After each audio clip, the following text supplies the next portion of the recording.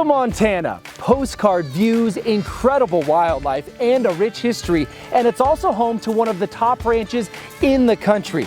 The crown jewel of the ranch, Shining Mountain Lodge. At nearly 11,000 square feet, this masterpiece rivals some of the great lodges of the West.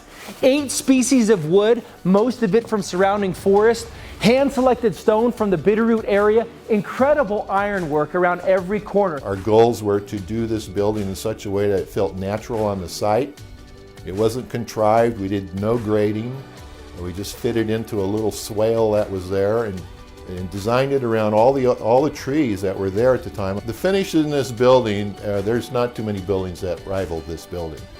It's a superior quality space throughout everywhere. Most of these rocks were hand stacked and packed in here by hand. The bigger ones, they would use a forklift inside the lodge here to jockey them into place. But between cranes and come-alongs and just a lot of manpower and hard work, they were able to stack all this rock, and there was semi-load after semi-load of rock that came in here. The level of quality on the lodge was taking it to the next level. The dining part of it was real important, so we did pretty much a commercial kitchen in the building. One of the fun parts of it is the black and white stone checkered floor, which is symbolic of the great old castles and chateaus all over Europe.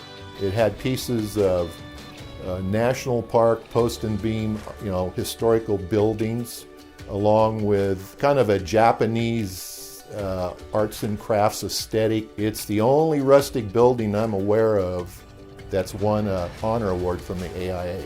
And all of the furnishings, each one has their own unique story. Take this table, for example. This single-piece 14-foot Claro walnut table took nearly 6.5 years to find, build, and create. They even had to build a new bandsaw just to cut it. Conservator and restoration expert Mark Adams led the enormous effort to design the table after another piece John had seen and loved but wasn't the right size. So he snapped a couple of photos for Adams, and the rest is history. After 2 failed attempts to find the right walnut tree large enough to yield a 14-foot single-piece table, the third time proved the charm with a tree in Northern California. Once it was cut, it was allowed to dry for another 2.5 years. But the final touches weren't completed until the table was actually in the lodge in Montana. I spent about a day getting the coloration where it needed to be for that ranch, because the colors are very rich there.